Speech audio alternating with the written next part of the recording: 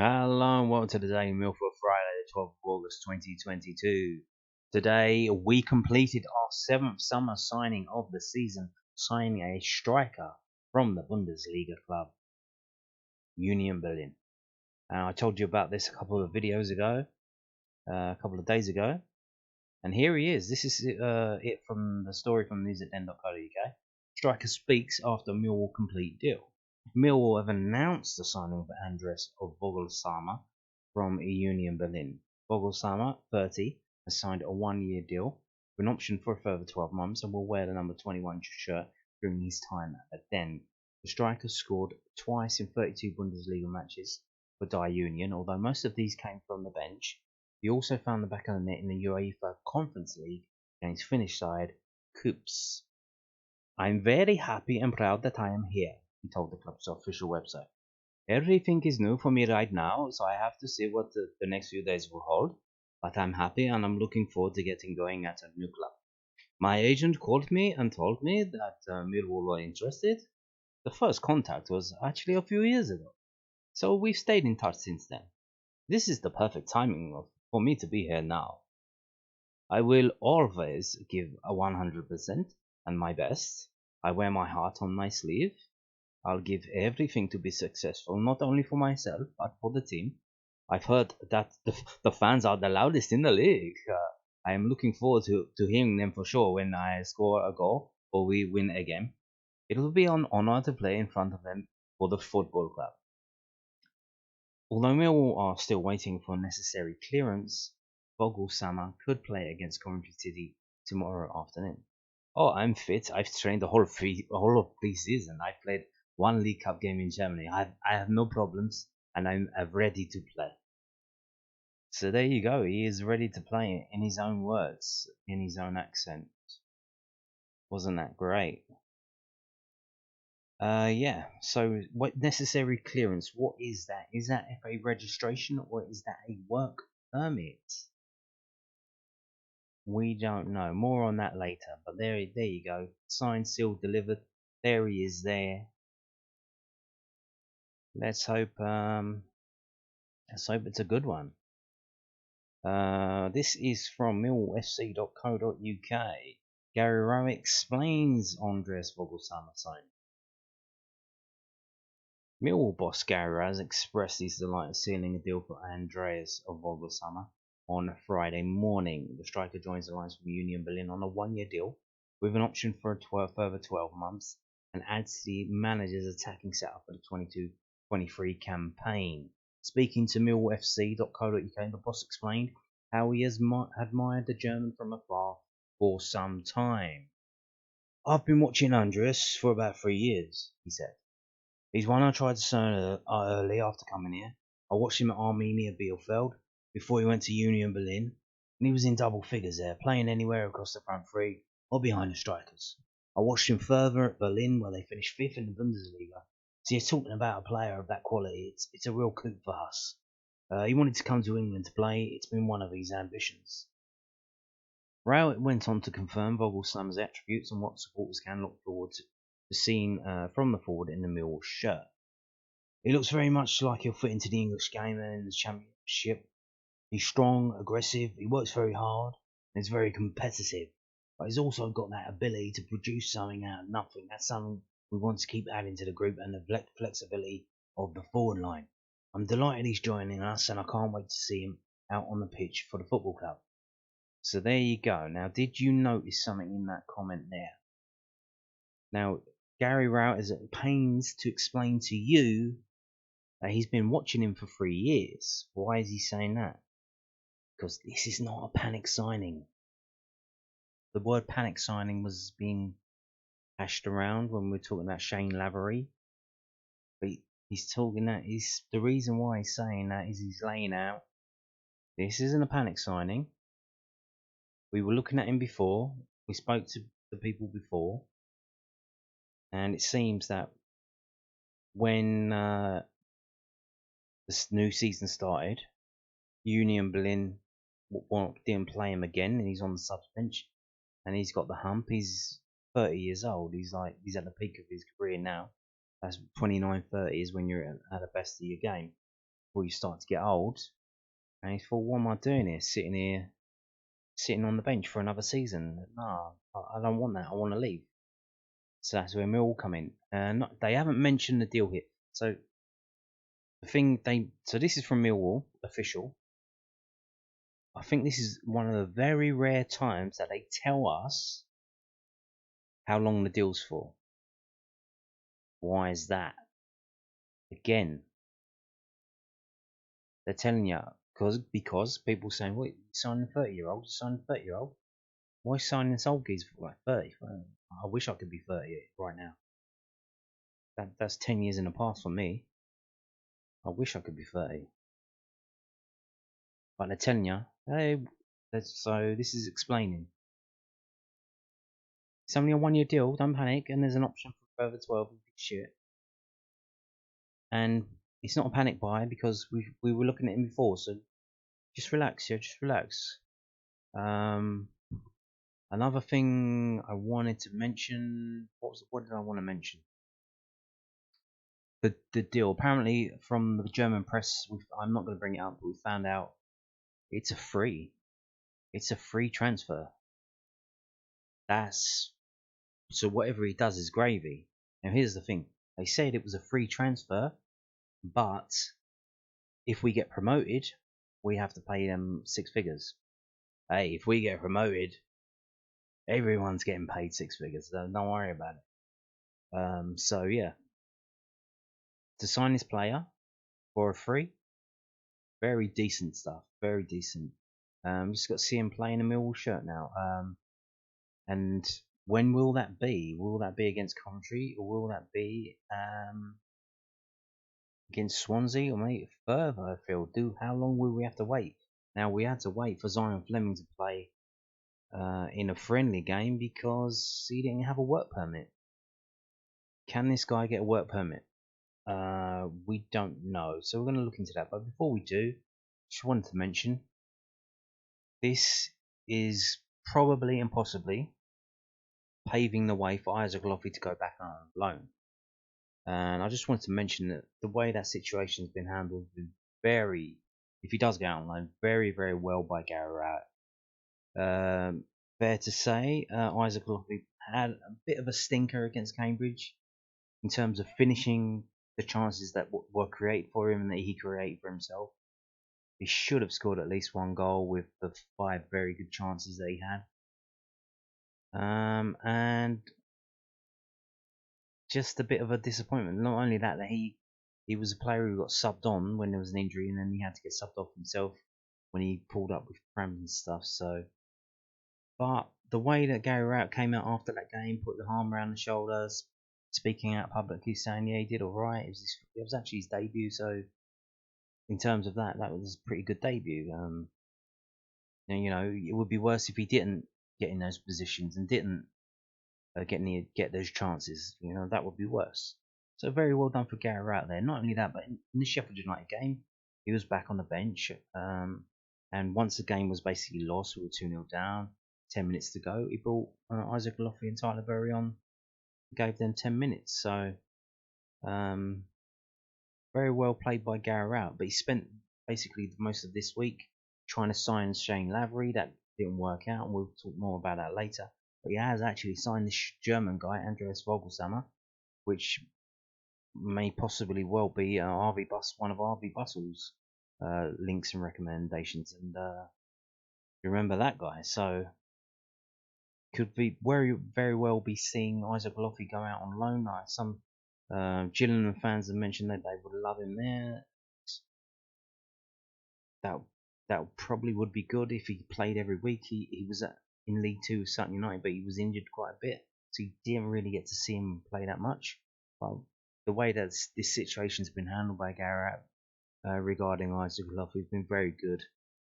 So hopefully they find the right loan for him as well before the transfer shuts. So yeah, moving on in terms of work permits. Now I've shown you this website before, worldfootballindex.com. I showed it in terms of Zion Fleming's situation. Let's have a look at the tables in terms of Andreas Voglsammer's situation. So he is not an international player, so that doesn't count. Continental minutes. Yes, he did play in the Band 3 continental competition, the UEFA Conference League, and Union Berlin here. They had 6 games, and they didn't get out of the group stage against Feyenoord, Slavia Prague, and Maccabi Haifa. They won 2 games, which were both of the games against Maccabi, I believe, and they drew against Slavia Prague at home, but they lost away against Feyenoord and Slavia Prague, so they miss out on 1 point. So in terms of how many minutes did he play, so it's either 2, 1, or 0 there, and then progression, nothing for that because they didn't get out of the group stage. So if you didn't see this before, if you get 15 points or more, it's automatic, rubber stamped, bing bang bong. So bands and minutes, band 1 league, top league, English Premier League. Now basically, a foreigner in the English Premier League will need a work permit to join another Premier League. Bundesliga, La Liga, Serie A, and League One. Bundesliga, obviously, where this guy signed from. If we scroll down, I don't know why that keeps following me. Kind of annoying. Plays domestic minutes. Now, he hasn't played that many minutes. Played quite a few games, but off the subs bench. So he may be. So he's band 1, but as we go down, he may be as low as 40% or less. So 7. So add that to the points up above, 2 or 1. So he's on like 8, roughly 8. Last club's final league position. Now let's have a look at that. Like this is last season. Union Berlin finished 5th. They missed out on the Champions League by 1 point and a hell of a lot of goal difference. You can see the massive gap there. The top 4 having plus 30 and above goal difference. Union Berlin plus 6. So there's a gap there, but they did get to the qualify for this season's Europa League. So if we go back to the chart, you can see final league position qualified for band 2 in a band 1. Going across, go down, qualified for group stages of band 2 quality 3. So he's roughly on like 11 now, 11 or so. Okay, we're getting there, nearly on 15. So band of players current club. So I don't know if this is included as well, but if it is, it's 12 points. So he's basically on about 22 points now. So it should be rubber stamped. No problem. See you later. Give me my work permit and fuck off. Should be, but we don't know. So there you go. Just showing you that to let you know.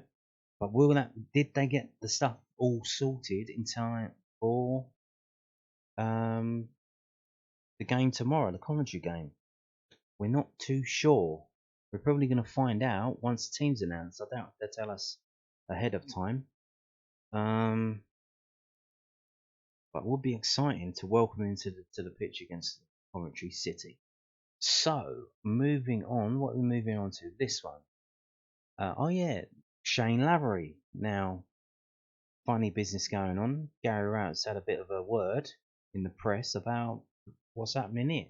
So news at den.co.uk got this, quotes from Gary Rowett. Millwall boss discusses bids for Blackpool forward.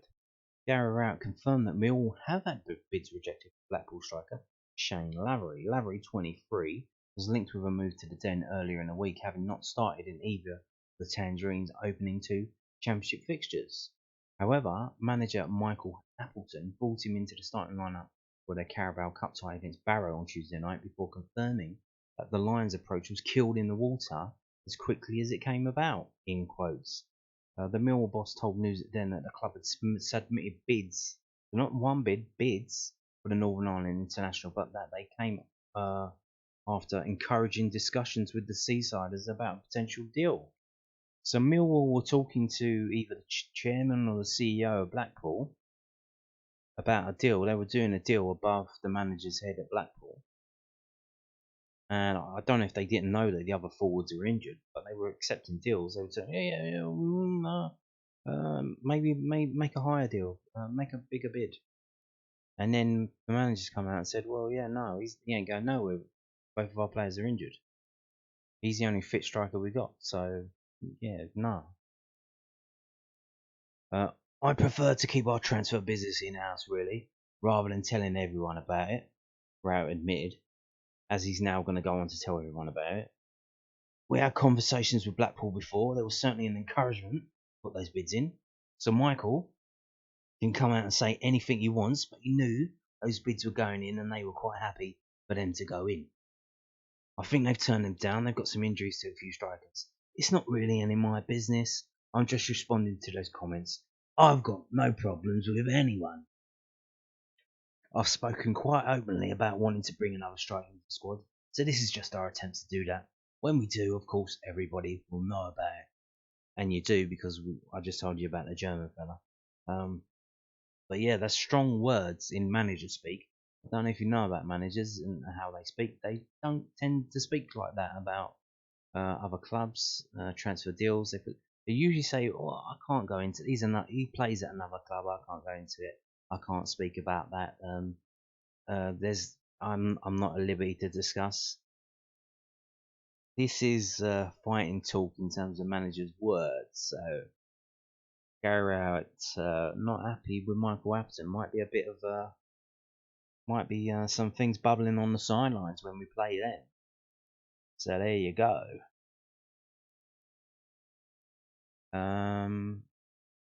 Now this story popped up. Bid to sell a booze outside Millwall the Den ground rejected after cops fear of violence. A woman has had her bid to sell booze to Millwall fans turned down after police said they feared drunken supporters could become violent.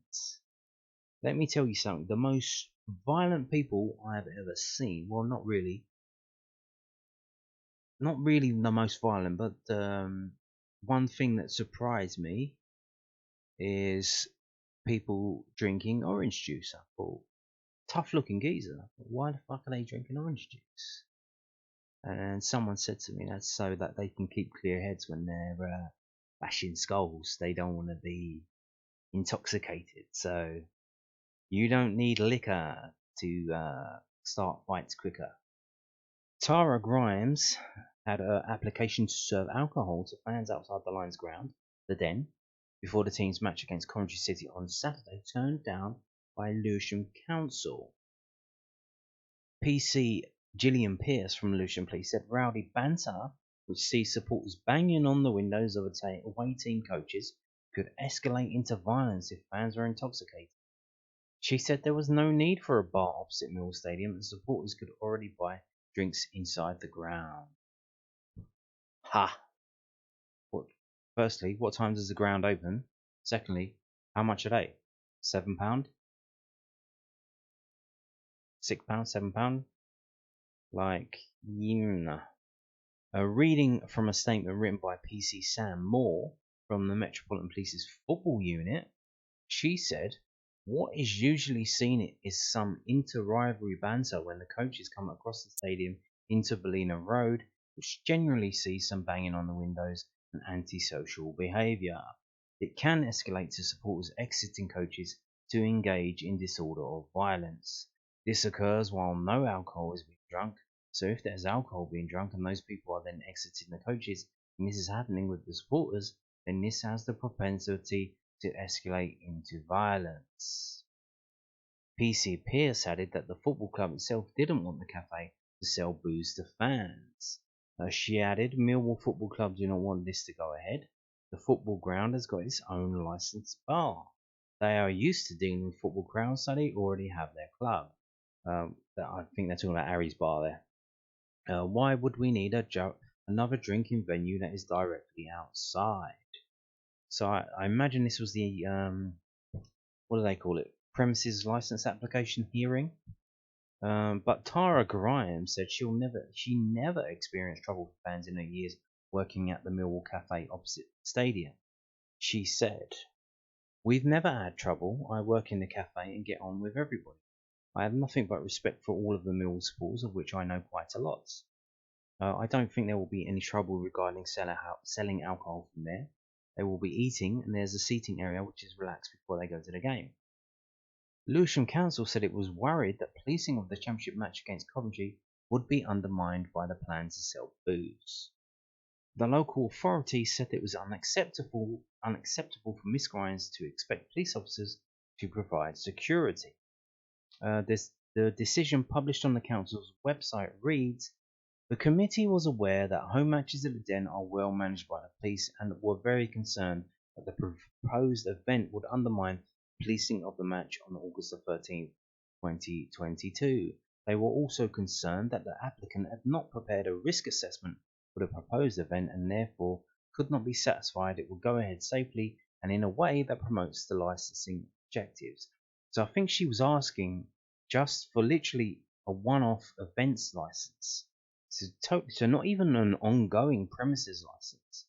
Just, can I sell alcohol for this event during these times? I don't know I could look into it more and go on the council's website to see what she was trying to do there. But if she was trying to sell alcohol from, let's say, 11 to 4 o'clock, 3 o'clock, something like that. So it was like an one-off events license. They were also concerned that the applicant had not prepared oh no, I've read that. Blah blah blah blah. They considered it unacceptable for the applicant to rely on the police to provide security for the proposed event, which would divert resources away from other priorities and undermine the careful policing plan. For all these reasons, the committee decided that the proposed event would undermine the licensing objectives and therefore served a counter notice, meaning that the proposed event could not go ahead. So there you have it. But so it seems they don't want it to happen anyway at all, but they then list the reasons for not doing it, which are things that can be addressed. But do you think if she addresses it and then goes back, so if she pays for security to stand on the door, and if she does a risk assessment, do you think they're going to give permission? Of course not. Of course not. Yeah. Not only that, but to be honest with you, why is so we've got PC, Gillingham, Pierce. Now PC, for those of you who don't know, stands for Police Constable, which used to be the lowest ranking of a Metropolitan Police Officer until they brought in the PCSO, which is Police Community Support Officer. Why is the lowest ranking type of officer commenting on this application? Why? Where are all the other paper pushers? Where are the chief inspectors, the inspectors? What are all those people doing? Are they busy trying to make everything more diverse? Are they trying to figure out a way to dye the police horses rainbow colours? Why is there a PC commenting on this application? What is that about? But yeah, bid to sell booze outside Mills, the Den crowd rejected after cops fear violence. Now here's the thing, you could pick up a stone and throw it in one direction and end up in another council area. So I don't think there's any possibility that you could try and apply under the other council at a different premises under Southwark Council. So I don't. But then would that be too far away? You do have the Will Shunters Club. Not many people know about that. It's a bit of an inside secret. That is the nearest alcohol venue that you can go to. And other than that, you've got a long walk up to the Blue, and then you've got a train ride up to South Bermondsey, from South Bermondsey to London Bridge. So not many places to drink. Now this popped up this morning as well. Another interesting story from EFL.com. Academy system benefits West in new career path. And there he is there. That is Lewis West. This is Millwall related. The apprenticeship program gives you all the tools you need to progress in life, whether you stay in football or not. And that is the view of former Millwall scholar Lewis West, who has spent 6.5 years in the academy system before being released at the age of 18 in 2019, so 3 years ago, just before COVID, by the way. Using many of the skills he developed at the club to adapt to a new working environment, the 21-year-old is now almost a fully qualified network rail engineer with big ambitions to progress in the industry. I never expected to go down this pathway, he confesses. When I was growing up, I just loved football, and I still do. Playing football was the only thing I envisaged myself doing as a kid. But if I'm honest, I feel like being released was the best thing to happen to me. I know it's easy to say it now, and it's a massive disappointment at the time, but I don't think football was the correct route for me. I think I was ready for the next step in my life, and I've got a secure career now, with a future that I'm very positive about, indeed. Now, a good career in football will take you till you're about 35, and then that's it now. But this career that he's got now, take him up to what, 45, 50, 55 if he's lucky. So not too bad. My time in the academy, particularly those 2 years as an apprentice, taught me so much, and it's probably taken me until the last year or so to truly realise that. Your social and communication skills improve a lot, so I've learned how to speak to different people, judge different situations, and how to work in a team, which I've used in my role at Network Rail. Football is quite a cutthroat environment. You have to be open to learning and taking on board honest feedback, positive and negative. That's also helped me. It's taught me things I didn't know about myself and given me the foundations to develop once I've left, which I'm grateful for. After leaving the Lions, West initially spent over a year working on a building site to keep himself occupied before applying for an apprenticeship with Network Rail. Since starting in October 2020, he has made great strides and will move into a full-time position at the completion of his qualifications. He says, I left Millwall with D grades in my BTEC and NVQ. So I could have gone to university, and I started looking at my options. Is D a good grade?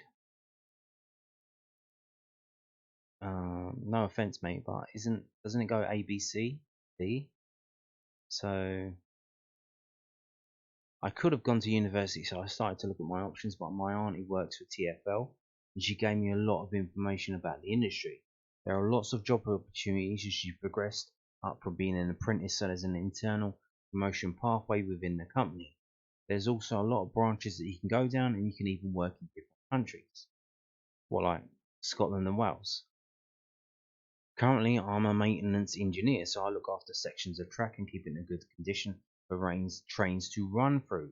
I never realised until I started working on the tracks just how much goes into running trains. It's a very complex structure. The route I work on, the last train runs at 1:30 in the morning. So what is that? Somewhere in southeastern. So I can't go on the track until after that time, and then it's popular for freight trains. So sometimes I have to jump off the track for 10 to 15 minutes to let one pass. I'm on track for maybe 2 or 3 hours a night, so it's not a long shift, but it's very productive. Although he doesn't claim to share the same enthusiasm for trains that's showcased by TikTok and Instagram sensation Francis Bourgeois, West admits he's become a railway fanatic. So he's a Charlton fan now. I've seen a lot of his clips. I'm not quite besotted by them, but I like him, he laughs. It's where I see my long-term future, and I absolutely love it, but maybe not that much. The infrastructure is huge, and there's so much that goes on. There are loads of teams and departments, and that's another thing that really interested me. Even though I'm doing my apprenticeship with P-Way, I can move into another team if I fancy doing something else within the railway. It's quite common in you cross discipline, so I've been working with different teams. There's S&T for signal and telecoms, ETM, electronic track maintenance, who deal with all the live rails, the tech team, which does all the structures, engaging all the welders. West's career path is just one example of the vast range of opportunities available to former academy players, and he believes a clear and determined mindset has been his key to success. He explains, being released doesn't define your life and what you can go on to achieve. It's easy to get a bit disheartened. I think it's the end of the world, but it's all down to you and how you respond. I accepted the decision and used that as fuel to make a career for myself. I decided to make it a new start not the end. I've never been someone that's just settled for anything, so I want to go as high as I can. I'm not exactly sure where I want to go with it, but I know I want to progress into management. I love having tools in my hand and being out on the track, so I think a goal for the next few years is to become a team leader at P-Way, and as I look further into the future, eventually becoming a section manager or TME who oversee the depot. That's a very hard job and it's a long way off, but it's something to aspire to. I would be open to going abroad as well. You could potentially do a job you love in an amazing part of the world, so I could see myself doing that in some years to come, but at the moment I just want to focus on working my way up. Row, ultimately I'm progressing well and enjoying my future at what I'm doing. I wouldn't change anything about my journey. I'm very thankful for my time at Millwall, and the apprenticeship program is one of the best things I've done. Without it, I'm not sure I would have done or where I would have gone. So there you go. Because I suppose it does when you're working your way through the youth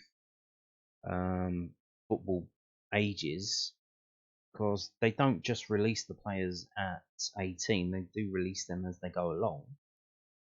If you've got to compete and get to the next level each year until you get to 16, then they give you 2 years, so I imagine that gives you drive to just keep going and keep getting better and just keep pushing, which he seems to have taken on into his next life in the network rail. So good luck to him and good luck to Lewis West. Thank you very much for sharing your story with us. Now we're going to move on to the game tomorrow, the actual game. We've had all the waffle. Let's go and talk about the game tomorrow, Coventry game. So, Gary Rowett confirms Millwall defender's injury. Is that a good or a bad thing? Gary Rowett provided an injury update ahead of tomorrow's game against Coventry City. The Millwall boss confirmed that Murray Wallace picked up a knock in training. The centre-back now a day to face the Sky Blues at the Den. Lenny's trained all week, so that was good. Rowett said George Honeyman is back after suspension. That's good. Murray Wallace got banged to the knee, which we're just checking today. He didn't train today, but we're hopeful that's not too problematic. That's the one doubt leading into the weekend. Bradshaw and Fleming, it'll be too soon for them this weekend. It'll be next week, probably back end of the next week to see where they are. I don't imagine they'll make a miraculous recovery to travel to Swansea, so it'll just be whether a couple more days gives one of them a chance. It's probably unlikely. It's more likely to be the week after, which is the Reading game. Bradshaw and Fleming are the club's only 2 long-term injury concerns, both scheduled to miss a number of weeks as a result. However, Rowett claims that both are recovering well and hopes that they could return to the first team squad ahead of the home game against Reading in 2 weeks' time. They're both making really good progress. They've worked incredibly hard. Staff have worked incredibly hard with them. With any injury, we're always quite aggressive in seeing whether we can get the players back quicker. They're both back out on the grass, but they certainly haven't joined in any part of training yet. Usually that's another couple of days to prove fitness. They're not quite there yet, but they're making good progress, perhaps slightly better progress than we anticipated originally. So Murray Wallace may be out of tomorrow's game. Is that a good thing? Because we saw against Stoke, Hutchinson was injured, so he was dropped. Creswell played and had a blinder, scored 2 goals, won the game. Then we go to Sheffield. Hutch is back. Who are we playing? Who plays where? And Hutch was on the bench. Cresswell played. Cresswell had a stinker. So now there's no problem. Murray Wallace is the one who misses out because he's injured. So we know who's playing. We know where they're going to play. There's no doubt about that. So they all need to focus on what they're doing. And let's see if they can perform properly this time. So, getting on to the head-to-head, 11v11.com, Millwall versus Coventry. Now, you can see there the second result down. One of our biggest results, I believe. Joint equal top biggest result, 9-1 in 1927. And we quite regularly beat Coventry City. If you look from Boxing Day, this one here, Boxing Day, 1955. We lost 2-0, and then we go on an incredible run of many years of not losing to them. From that game all the way down, all these games until we lost our massive 4-0 defeat in 2015. which was their best ever result at the Den, 4-0. It did beat us 5-3 in 1946, but 4-0 is a killer. And as you can see, they're on a little bit of a run now, and we are as well. We haven't beaten them at the Den in the last 4 games. The last time out was a 1-1 draw. Before that, we lost 2-1. Before that, another 1-1 draw. And before that, the ill-fated 4-0 defeat in League One. Now, Coventry, of course, doing well under Mark Robins, come back, actually playing back in Coventry now. They were competing at the top of the league for most of the last season until they dropped off at the end. They ended up finishing mid-table, but they are a good team. That's why probably why we haven't beaten them in the last 4 games at the Den. So, moving on to WhoScored.com. So match facts. Coventry have drawn their last 3 away matches. Oh, really? Millwall have won their last 4 home matches. Millwall have scored at least 2 goals in their last 4 home matches. There have been under 2.5 goals scored in Millwall's last 3 games in the Championship. And if we move this previous meetings to home versus away, you can see the last 6 games are 2-2-2. 2 wins, 2 draws, 2 defeats. Both clubs in those games have scored 9 goals, but we have 11 yellow cards, they have 5, and both teams have a 1 red card in which they lost that game. So, scrolling down, early days, but this is where we are. Now, they have only played 1 game. Their home game last week was called off because their pitch is an absolute shithole because they don't own the ground. They are tenants at their ground because the ground got sold off when they went into administration. They had to go away and play in Birmingham, but they came back.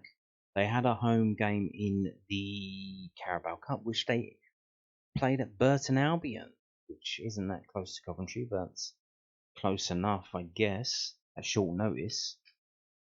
And yeah, is that helpful? Is that hurtful?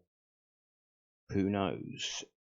So the table at this time can't really tell you much, but let's have a look at the recent form.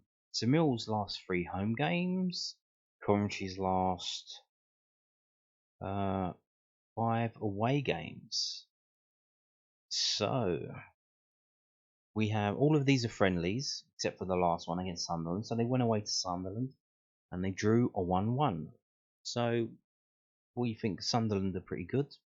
They come up, spent a bit of money. That's a tough place to go. They got a big crowd there. Good result to get a 1-1. So maybe that's good for Coventry. Although you could look at the other way. Well, the teams just come up to the league. Are they really all that? But if you look at the friendlies, they went to Portsmouth. They won 2-0. They went to Walsall, won 3-0. Went to Oxford, won 2-0. Went to Coventry and went to Leamington and won 3-1. So they're obviously doing a lot of away games in pre-season to ready themselves for that first away game of the season.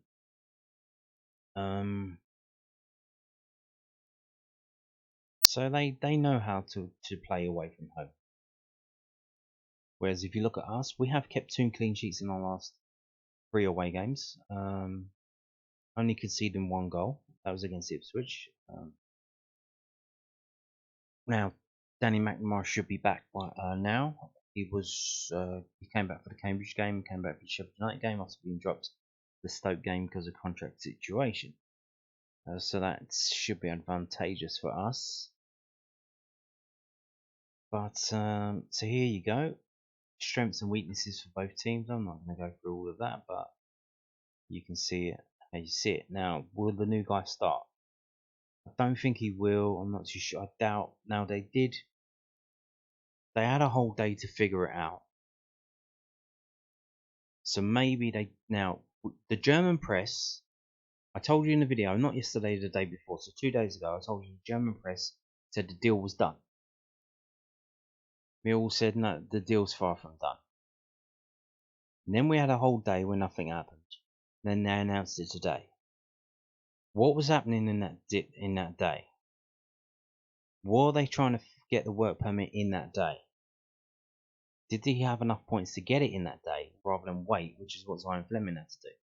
If it's done and dusted because he's from the Bundesliga for your Europa League team, and he had enough points to just get rubber stamps, is that what the wait was for? Will they wait? Did they agree to deal on Wednesday, but under the proviso that he needed to pass the work permit thing? So come Thursday, if the work permit goes through, is that why he signed? Maybe that's why he signed. So then we're looking at Friday. Did they send the registration to the FA or the EFL in time for him to play against Coventry? We have to wait and see, but I do hope so. Certainly do hope so.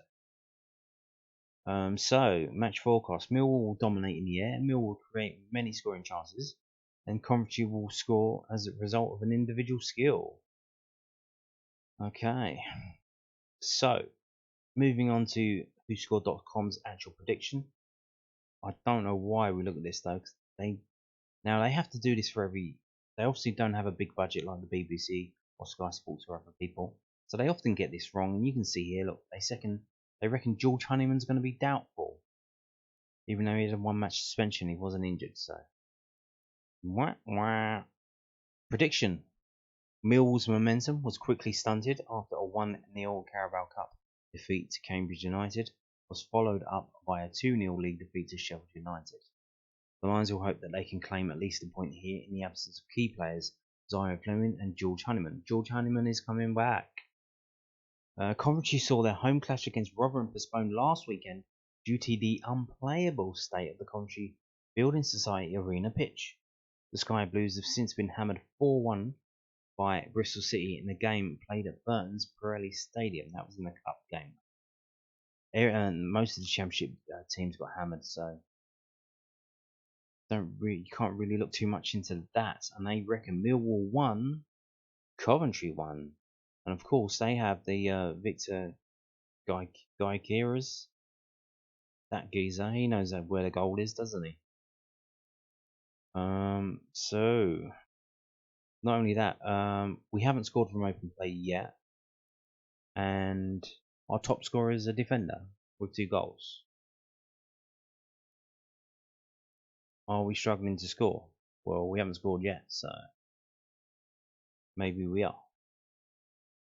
Now let's get on to David Pratton's prediction from Sky Bet Championship, SkySports.com. What does he say? So let's have a look as we scroll. Look, Shea Yojo. Looks a bit chunky there. Maybe it's just the lighting. Where are we? Are we all the way down the bottom? I guess so. I guess we are. Okay, so here we have a consensus. Millwall 1, Coventry 1, according to David Pratton. So, indeed. And I imagine it's going to be a low energy game tomorrow. Why? Because it's going to be bloody hot as hell. And you can see here from millwallfc.co.uk in the writing in bold here, Saturday's game is set to be played amidst the heatwave in the United Kingdom, and supporters are reminded to follow the latest government advice, which can be seen here. Due to the weather conditions for this game only, fans will be able to bring bottles of water over 1 litre into the den. The lid will be removed before entering the stadium. That's very weird. I thought, what's that about? Why do they say over 1 litre? What is that about? So, I can actually go to the Twitter and it's on there as well. The exact same thing. About the 1 litre thing. Yeah, over 1 litre. Can you even get... do they mean 1 litre and over? Or do they mean over 1 litre? Because there aren't that many bottles of water over 1 litre. think you can get 1.5. Sometimes they do them.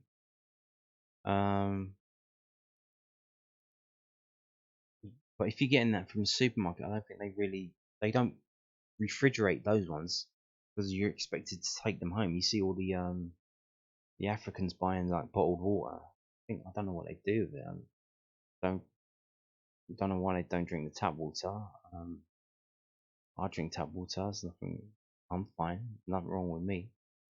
You can go get those massive, like I think 5 litre ones that have like a plastic strap on it, like a shopping handle. I'd be funny if someone tried walking in with that and what they say about that. But yeah, weird one. But why not little bottles of water? I don't understand that. Now I'm guessing, as we've seen with earlier, the story about them moaning about Mill Cafe trying to sell alcohol before the game, is that they don't want a competition. I imagine that the kiosks do sell bottles of water and 500ml bottles of water, and they don't want you competing with them. So they're only letting you bring in big bottles of water. And it doesn't mention here, but I believe that the reason why you're not allowed to bring bottles of water is just for the missiles. It's just for they don't want things that people can throw. So I do believe, I'm not sure, that you can bring juice boxes in, like Capri Suns or Ribenas and things like that, because they're soft as shit. So I'm not sure about that. Not only that, but here's the thing: can you get tap water from the kiosk, and is it free? So you're not allowed to charge for tap water in this country. A lot of these fancy restaurants do charge for it, and how they charge for it is they cut up a few slices of cucumber and slices of orange and chuck that in a big glass thing, the Kilner, big glass Kilner water thing, and they charge you for that. But otherwise, they can't charge for tap water. Now, will they let you have tap water if you are gasping? I don't know, but it's going to be a hot one out there. It's going to be a horrendous journey as well. The trains are messed up except for southern trains, and there's roadworks as well. So it's going to be great if you're going to the game tomorrow. Enjoy. Hopefully we'll see Voglsammer. If not, we'll see. Oh yeah, my prediction. Because of the heat, I'm going to go Mill nil, Coventry nil. I think it's going to be a draw, and I think it's going to be a bit of a too hot. It's too hot for this. Too hot. I think it's going to be Mill nil, Coventry nil. And on that note, but don't bet that. If you're going to bet, they tell you don't bet that. Bet on first goal scorer. No, do if you're going to do correct score. Bet on. Forget what they say. Bet on no goal scorer instead of correct score 0-0, because if it's his own goal, it doesn't count as a result or some shit like that. I don't know. I forgot. It's too late for this.